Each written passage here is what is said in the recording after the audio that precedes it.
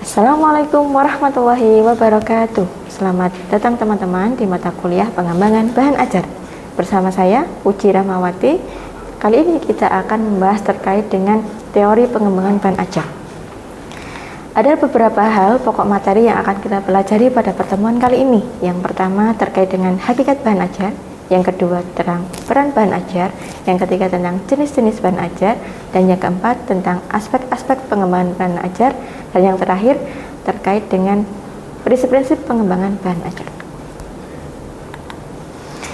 Pertama, kita akan membahas terkait dengan hakikat bahan ajar. Bahan ajar adalah bahan atau materi pelajaran yang disusun secara sistematis yang digunakan oleh guru maupun siswa dalam proses pembelajaran. Pertanyaannya sekarang, apakah buku-buku pelajaran yang dijual di pasaran itu dikategorikan sebagai bahan ajar? Kemudian yang kedua, apakah program-program video yang ditayangkan di YouTube atau program audio yang banyak ditayangkan di radio termasuk bahan ajar? Mari kita jawab dengan cara mengetahui karakteristik atau ciri khas dari bahan ajar itu. Nah, bahan ajar itu memiliki beberapa karakteristik. Nah, yang pertama adalah unik. Kenapa dikatakan unik? Karena bahan ajar itu hanya dapat digunakan oleh audiens tertentu dalam suatu proses pembelajaran tertentu. Kemudian yang kedua adalah spesifik. Artinya, isi dari bahan ajar itu hanya dirancang sedemikian rupa untuk mencapai tujuan pembelajaran tertentu pada audiens tertentu. Nah, audiens di sini artinya adalah siswa pada jenjang tertentu, bisa kelas tinggi ataupun kelas rendah. Dan yang terakhir, ciri khas bahan ajar adalah sistematikanya itu disesuaikan dengan karakteristik dari mata pelajaran dan karakteristik dari siswa yang akan menggunakannya. Sehingga dari situ kita bisa mengetahui untuk siapa dan sistematikanya seperti apa bahan ajar itu dikembangkan. Nah, selanjutnya kita akan cari tahu bagaimana membedakan bahan ajar dan bukan bahan ajar. Nah, bagaimana cara kita membedakan bahan ajar dan bukan bahan ajar? Nah, kita lihat bahwa bahan ajar biasanya dilengkapi dengan pedoman untuk siswa dan pedoman untuk guru. Nah, sekarang coba kita telusuri dan kita lihat di dalam buku teks yang sering kita temukan di pasaran atau digunakan di sekolah-sekolah. Apakah ada pedoman kerja untuk siswanya? Apakah dilengkapi dengan pedoman untuk guru? Apakah menyebutkan untuk siapa bahan ajar itu dikembangkan? Ataukah menyebutkan prosedur atau tata cara pemanfaatannya seperti apa? Nah, jika semua pertanyaan itu tidak bisa terjawab dan tidak ada di dalam sebuah buku teks, maka buku teks yang tebal, baik itu isinya yang sangat padat, itu belum dikatakan sebagai bahan ajar, seperti itu. Nah, oleh karena itu kita bisa simpulkan bahwa bahan ajar adalah suatu bahan atau materi pelajaran yang digunakan oleh guru maupun siswa dalam proses pembelajaran yang memiliki ciri khas unik dan spesifik serta sistematika penyampaiannya menyesuaikan dari karakteristik mata pelajaran dan karakteristik siswa yang digunakan untuk mencapai tujuan pembelajaran tertentu. Selanjutnya kita akan membahas terkait dengan peran bahan ajar. Tentunya bahan ajar itu memiliki beberapa peran karena penggunanya adalah siswa dan guru, maka di sini kita akan membahas peran bahan ajar dari dua sisi, yaitu yang pertama bagi guru dan yang kedua bagi siswa. Untuk seorang guru, bahan ajar ini akan memberikan beberapa manfaat. Yang pertama adalah bisa menghemat waktu guru di dalam mengajar. Karena dengan adanya bahan ajar ini, guru terbantu, tidak melulu guru yang harus mengisi pelajaran, tapi siswa bisa belajar secara mandiri. Yang kedua, guru bisa perannya itu bisa sebagai fasilitator. Jadi bukan hanya satu-satunya sumber belajar bagi atau sumber informasi bagi siswa. Dan yang ketiga, bisa membantu proses pembelajaran menjadi efektif dan efisien karena tidak membutuhkan waktu yang terlalu panjang untuk memberikan materi atau menjelaskan materi kepada siswa karena adanya bahan ajar pendukung ini. Kemudian kita bahas terkait dengan peran bahan ajar bagi siswa. Yang pertama, siswa bisa belajar tanpa adanya guru atau siswa lain dengan menggunakan bahan ajar tersebut. Kemudian yang kedua, siswa bisa belajar dimanapun dan kapanpun karena bahan ajar itu dia bisa bawa kemana-mana dan dipelajari kapanpun. Kemudian yang ketiga, membuat siswa itu dapat belajar dengan kecepatannya sendiri, sehingga ketika ada siswa yang memiliki kemampuan memahami pelajaran secara cepat atau fast learner, dia akan bisa mempelajari banyak hal. Ataupun bagi siswa yang slow learner, dia bisa mempelajari tahap demi tahap dalam materi pelajaran itu. Dan yang keempat, menjadikan siswa itu belajar menurut urutannya sendiri, seperti yang berkaitan dengan yang nomor 3 tadi, sehingga siswa itu belajar sesuai dengan apa yang sudah dia pelajari dan tidak harus sama dengan siswa yang lain, seperti itu. Kemudian yang kelima, bisa meningkatkan potensi siswa agar dia menjadi pelajar yang mandiri, karena tidak selalu ada guru yang mendampingi di dalam proses belajarnya, yang dia sudah menggunakan bahan ajar itu. Nah, selanjutnya kita akan memasuki materi tentang jenis bahan ajar. Jenis bahan ajar secara umum ada dua, yaitu bahan ajar cetak dan bahan ajar non-cetak. Kita tahu bahwa yang namanya bahan ajar cetak artinya dia tercetak di dalam suatu lembaran kertas. Jadi dapat diartikan bahwa bahan ajar cetak ini sejumlah bahan yang disiapkan dalam kertas yang dapat berfungsi untuk keperluan pembelajaran, seperti itu menurut Camp and Data. Kemudian yang kedua terkait dengan bahan ajar non-cetak, jelas di sini dia tidak tercetak dan tidak berupa lembaran kertas, tetapi biasanya berupa program yang bentuknya audio visual, atau bahan ajar display atau model, atau overhead transparency OHT, atau video pembelajaran yang berbantuan komputer. Nah, di dalam bahan ajar cetak sendiri ada jenis-jenisnya juga ada, atau contoh-contohnya yang biasa kita temui. Yang pertama ada buku teks, kemudian yang kedua ada modul, yang ketiga ada handout, dan yang keempat ada lembar kerja peserta didik. Dan semuanya itu memiliki karakteristik sendiri dan fungsi masing-masing. Kita tahu bahwa modul itu kita bisa gunakan untuk mendukung pembelajaran siswa secara mandiri. Kemudian handout berupa lembaran-lembaran materi yang kita sajikan untuk siswa kita, bisa berupa peta atau materi-materi tambahan. Kemudian ada juga lembar kerja peserta didik. Nah, ini digunakan untuk siswa di dalam melakukan kegiatan, biasanya berupa kegiatan berkelompok untuk mengetahui suatu materi tertentu dengan cara melakukan kegiatan terlebih dahulu. Nah, kemudian ada juga yang dinampakkan dengan job sheet. Nah, ini juga hampir sama dengan handout ya. Jadi dia bahan ajar berupa lembar kertas, isinya ada materi, ada ringkasan, ada petunjuk yang harus dikerjakan oleh siswa. Seperti itu. Dengan jenis-jenis bahan ajar yang cetak, kita masuk ke bagian yang jenis bahan ajar non cetak. Nah, ini ada contoh-contohnya.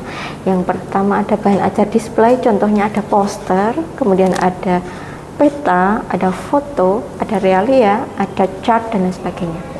Kemudian yang kedua ada overhead transparency atau OHT, biasanya berupa image, tekstual, dan grafik dalam lembaran transparan yang dipresentasikan di depan. Tapi di zaman yang semakin canggih ini, kita lebih mengenal dengan menggunakan proyektor dan PowerPoint untuk presentasi. Kemudian yang ketiga ada audio yang bisa kita dengarkan lewat radio maupun kaset audio.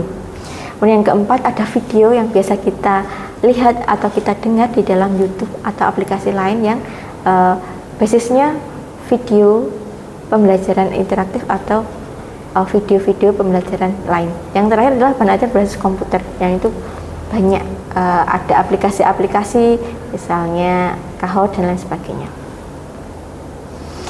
Nah, selanjutnya kita akan bahas tentang aspek-aspek pengembangan bahan ajar. Di dalam kita akan mengembangkan bahan ajar, seorang guru harus memperhatikan 7 aspek pengembangan bahan ajar. Yang pertama adalah kelengkapan komponen dari bahan ajar itu. Komponen di dalam bahan ajar dibedakan menjadi komponen utama, komponen pelengkap, dan komponen evaluasi hasil belajar. Yang ketiganya saling melengkapi satu sama lain dan harus ada di dalam komponen pengembangan bahan ajar. Kemudian yang kedua adalah kecermatan isi. Jadi dalam kita mengembangkan bahan ajar, kita harus memperhatikan betul kebenaran isi dari materi yang kita sajikan itu bisa dipertanggungjawabkan secara ilmiah. Keselarasan isinya harus kita cross check dengan kebenaran secara ilmiah. Kemudian yang ketiga, kita harus memperhatikan ketepatan cakupan. Jadi keluasan, kedalaman isi materi, keutuhan konsep dalam keilmuan materi itu harus kita perhatikan betul, seperti itu. Kemudian yang keempat, kita harus memperhatikan ketercernaan bahan ajar. Jadi bahan ajar itu seberapa jauh bisa dicerna atau mudah dipahami oleh para pembaca, oleh para audiens ya. Di mana kita harus memperhatikan penyajiannya dan kelogisan dari materi yang kita sajikan. Kemudian yang kelima, kita harus memperhatikan penggunaan bahasa. Ini merupakan hal yang penting juga di dalam kita mengembangkan bahan ajar, karena pemilihan ragam bahasa, pemilihan kata, penggunaan kalimat yang efektif sesuai dengan ejaan yang disempurnakan maupun menyusun paragraf yang bermakna itu menjadi bagian yang terpenting di dalam kita mengembangkan bahan ajar, karena para pembaca akan mudah di dalam memahami ketika kalimat, kata-kata yang kita gunakan itu bisa efektif, efisien, dan bermakna. Kemudian yang keenam, kita harus memperhatikan perwajahan atau pengemasan, di mana penataan letak informasi dari satu halaman ke halaman yang lain untuk media cetak itu menjadi perhatian yang sangat serius, karena akan menjadi hal yang sering diperhatikan oleh para pembaca.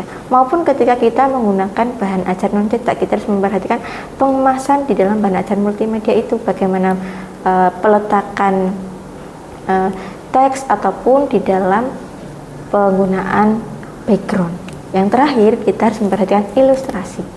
Walaupun ilustrasi ini adalah bagian aspek tambahan, tetapi juga memberikan efek yang luar biasa ketika kita bisa menggunakan tampilan-tampilan yang bisa menambah ketertarikan atau memotivasi siswa. Jadi variasi tampilan dengan adanya gambar animasi ataupun ilustrasi tertentu di dalam kita menyampaikan materi pelajaran bisa menambah ketertarikan dan memotivasi siswa untuk mempelajari materi yang kita sajikan. Nah, itu adalah aspek-aspek yang harus kita perhatikan ketika mengembangkan bahan ajar. Oke, kita lanjut ke materi selanjutnya, yaitu terkait dengan prosedur pengembangan bahan ajar. Tentunya sebagai seorang guru, kita harus bisa menyajikan materi pembelajaran ataupun proses pembelajaran yang menarik dan memotivasi siswa. Nah, salah satunya kita dengan mengembangkan bahan ajar. Di dalam mengembangkan bahan ajar, ada prosedurnya yang perlu kita lalui agar bahan ajar itu benar-benar dikembangkan secara efektif, efisien, dan mencapai tujuan yang sudah kita rencanakan. Nah, yang pertama, kita harus mampu menganalisis bahan ajar di lapangan atau di sekolah. Kebutuhannya seperti apa untuk siswa kita, untuk gurunya seperti apa. Jadi kita harus menganalisis kebutuhan dari bahan ajar siswa maupun guru yang ada di sekolah kita. Juga memperhatikan karakteristik siswanya dan karakteristik dari lingkungan belajarnya. Yang kedua adalah kita harus melalui proses yang namanya perancangan. Nah, di perancangan ini ada beberapa tahap. Yang pertama adalah terkait dengan merumuskan tujuan pembelajaran. Jadi di dalam mengembangkan bahan ajar, kita harus merumuskan tujuan pembelajaran yang akan kita capai di pertemuan tersebut. Nah, di dalam merumuskan tujuan pembelajaran, kita harus memperhatikan yang namanya aturan ABCD, yaitu A-nya audience, B-nya behavior, C-nya condition, dan D-nya degree. Nah, audience adalah siapa yang akan memanfaatkan bahan ajar itu? Siswa kelas rendahkah? Siswa kelas tinggikah?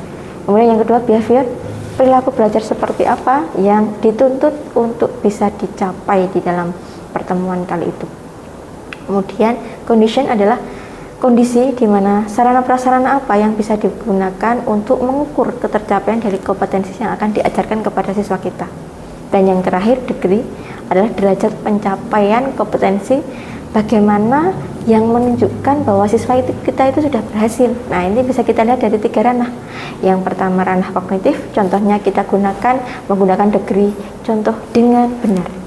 Kemudian ranah afektif, contohnya kita bisa menggunakan degree dengan jujur, berkaitan dengan sikap atau afektif seperti itu. Dan yang ketiga, psikomotorik, kita bisa menggunakan kata-kata dengan terampil seperti itu untuk menentukan rumusan pembelajaran. Selanjutnya, setelah merumuskan tujuan pembelajaran, kita bisa mengembangkan peta konsep atau peta kompetensi materi yang akan dipelajari siswa, sehingga apa yang kita sajikan tidak merambah kemana-mana dan tetap fokus di materi pertemuan tersebut. Yang ketiga, kita harus memperhatikan pemilihan media dan sumber belajar, karena media sangat mendukung keterlaksanaan proses pembelajaran lebih menarik, menantang, dan membuat siswa lebih antusias, sehingga harus memperhatikan pemilihan media yang digunakan serta sumber belajar yang kredibel di dalam kita menyajikan materi pelajaran. Kemudian yang terakhir, pemilihan strategi pembelajaran itu merupakan hal yang esensial juga, karena di dalam menentukan strategi pembelajaran kita harus menentukan juga model pembelajaran yang digunakan. Karena di dalam model pembelajaran ada langkah-langkah pembelajaran yang harus dilalui oleh siswa. Kemudian juga kita harus menentukan metode pembelajaran yang sesuai dengan model pembelajaran yang kita gunakan. Itu untuk proses perancangan. Yang ketiga, kita masuk ke proses yang namanya pengembangan. Nah, di sini sudah mulai masuk ke proses merancang dan membuat bahan ajar itu bisa sampai berwujud benar-benar menjadi bahan ajar. Walaupun sudah kita mulai membuat kerangka hingga akhirnya kita bisa membuat bahan ajar yang utuh sesuai dengan aspek-aspek atau indikator yang harus ada di dalam bahan ajar itu. Yang terakhir adalah proses evaluasi dan revisi. Ketika bahan ajar yang kita kembangkan sudah tersusun dengan rapi, nah kita perlu yang namanya melakukan evaluasi. Bagaimana caranya? Kita bisa melakukan validasi kepada para ahli untuk menilaikan bahan ajar yang kita kembangkan apakah sudah layak atau belum. Nah, ketika kita nilaikan itu masih ada perlu perbaikan, maka kita perlu perbaiki. Nah, itu adalah proses revisinya, sehingga nanti bisa menjadi bahan ajar yang benar-benar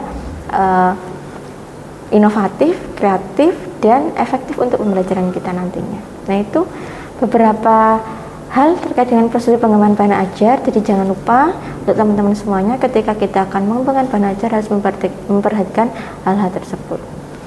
Itu untuk pertemuan kita pada kali ini, semoga memberikan manfaat untuk teman-teman semuanya.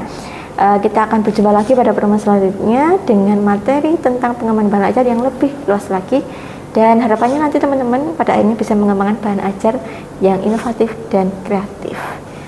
Salam dan bahagia. Saya tutup. Wabillahi taufiq wal hidayah. Wassalamualaikum warahmatullahi wabarakatuh.